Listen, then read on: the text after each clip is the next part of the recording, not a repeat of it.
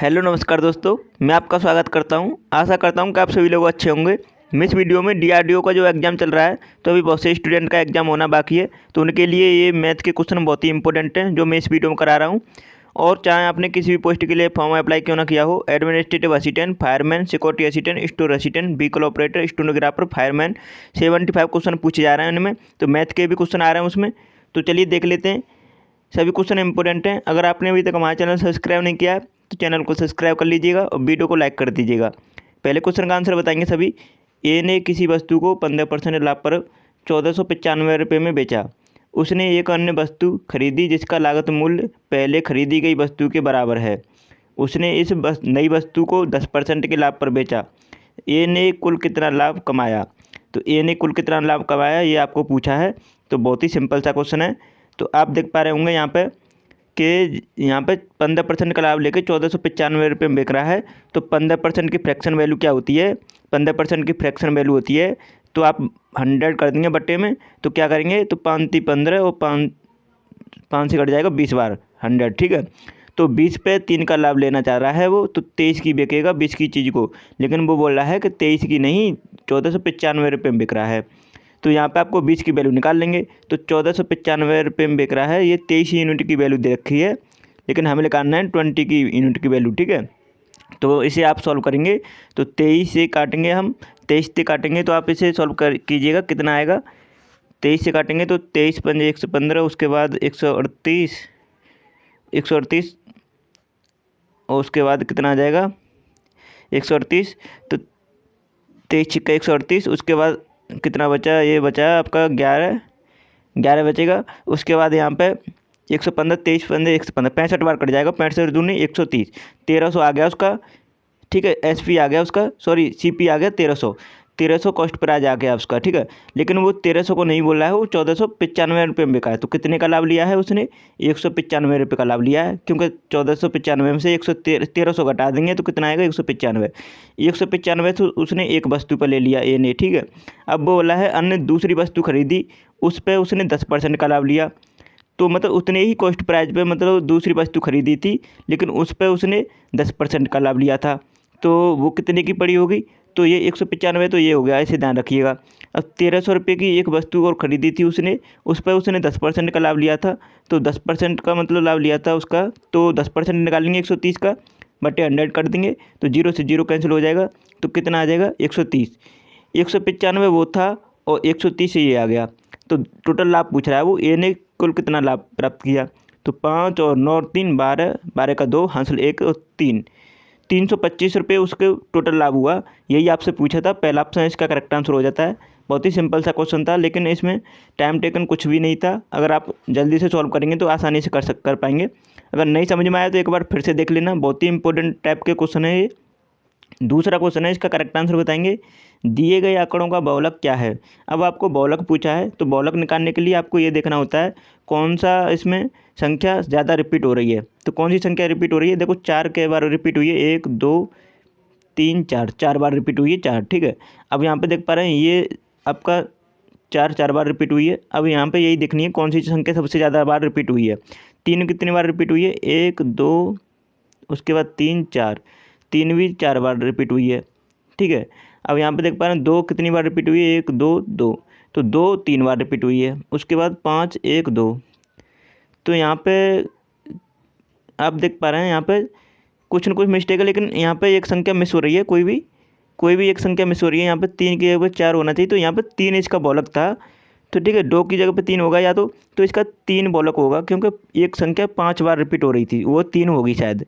तो इसका correct answer fourth option हो जाता है। मतलब आपको ये समझ में आया होगा कि बहुलक किस तरह निकालते हैं, कि जो संख्या सबसे ज़्यादा बार रिपीट हुई है सीरीज में वही आपका बहुलक होती है, ठीक है। तो फोर्थ ऑप्शन इसका करेक्ट आंसर था। आपको समझ में आना चाहिए। कुल मिला के टाइपिंग में मिस्टेक हो जाती है, कोई दिक्कत नहीं। तीसरे क्वेश्चन का आंसर बताइए। किसी विद्यालय में 150 छात्र हैं, यदि लड़के तथा लड़कियों की संख्या का अनुपात 4:1 है, तो विद्यालय में लड़कों और लड़कियों की संख्या के बीच मध्य अनुपात उसने पूछा है कितना है। तो मध्य अनुपात निकालने के लिए बहुत ही सिंपल सी आपको ट्रिक है कि जैसे कि आप यहाँ पे टोटल दे रखा है 150 छात्र, लेकिन हमें लड़के और लड़कियों का औसत मतलब अनुपात दे रखा है 4:1। 4:1 को हम क्या लिख सकते हैं? बॉयज़ और गर्ल्स का रेशियो दे रखा है 4x और 1x, ठीक है। तो ये हो गया। अब हम दोनों को जोड़ेंगे तो कितना होगा 5x। अब 5x की वैल्यू दे रखी है आपको 150।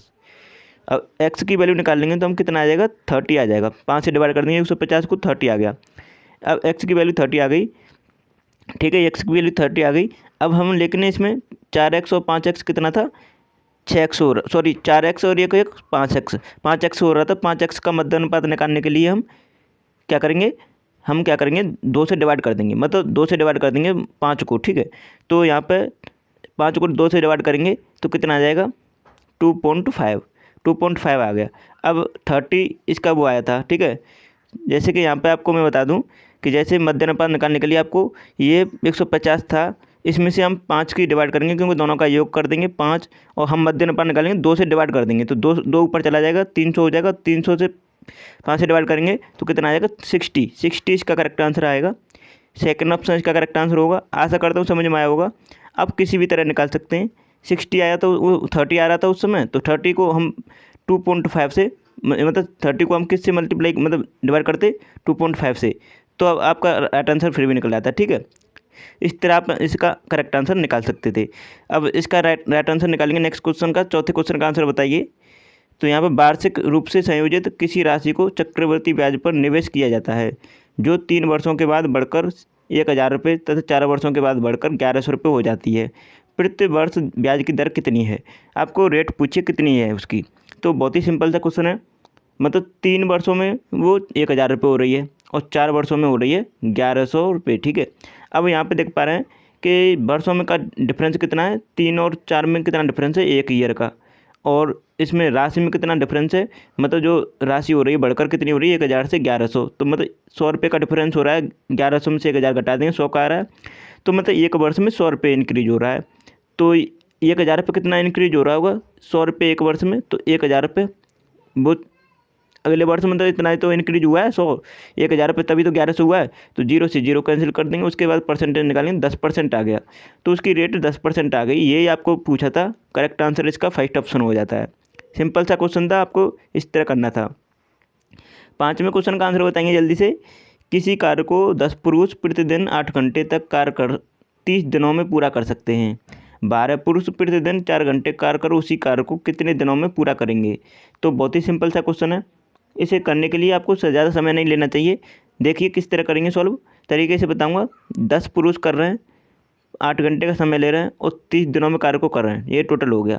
अब यहाँ पर अगले दिन क्या हो रहा है, 12 पुरुष 4 घंटे काम कर रहे हैं, लेकिन दिनों की संख्या हम निकालनी, तो डी कर लेंगे, ठीक है, मल्टीप्लाई डे मतलब दिन। अब यहाँ पे आप इसे सॉल्व कीजिएगा तो 6 से 2 बार, 6 से 5 बार, और उसके बाद 4 से 2 बार कट जाएगा और 2 से ये 2 कैंसिल हो गया, तो कितना हो गया 10 पन्ना 50, 50 आ गया। 50 डेज उसके टाइम लगेगा टोटल। तो इसका करेक्ट आंसर क्या होगा, सेकंड ऑप्शन इसका राइट आंसर होगा, ठीक है।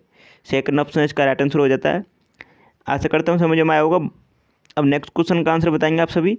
6वें क्वेश्चन का आंसर बताइए। एक समबाहु त्रिभुज की भुजा 4 सेंटीमीटर है, उसका क्षेत्रफल कितना है।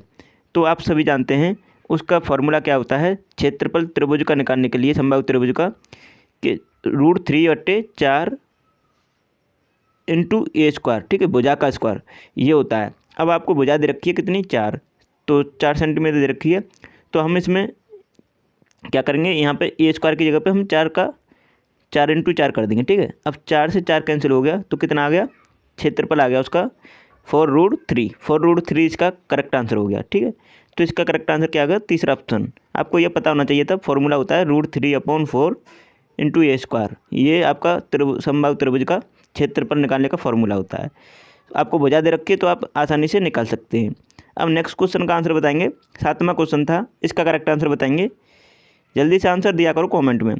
देखो यहाँ पे दे रखा है, एक मिश्रण में दूध तथा पानी का मात्रा का अनुपात दे रखा है, ये 4:3 है। तो यहाँ पे थोड़ी मिस्टेक है, 4:3 है, ये ध्यान रखिएगा। तो दूध और यहाँ पे देखो मैं लिख देता हूँ, मिल्क और वाटर का रेशियो दे रखा है 4:3, ठीक है। अब उसके बाद बोला 4 लीटर पानी मिलाया जाए तो अनुपात 1:1 हो जाता है। ये अनुपात है भाई, ध्यान रखना। तो 1:1 हो गया, ठीक है। अब शुरुआती मिश्रण में दूध की मात्रा कितनी थी, ये पूछा आपसे। बहुत ही सिंपल सा क्वेश्चन है। अब देखो 4 लीटर पानी मिलाया जा रहा है, तो आपको पता होना चाहिए मिल्क तो ज्यों का त्यों रहना चाहिए। तो यहाँ पे 4 का 4 यू बनाने के लिए हम 4 से मल्टीप्लाई कर देंगे नीचे, ठीक है।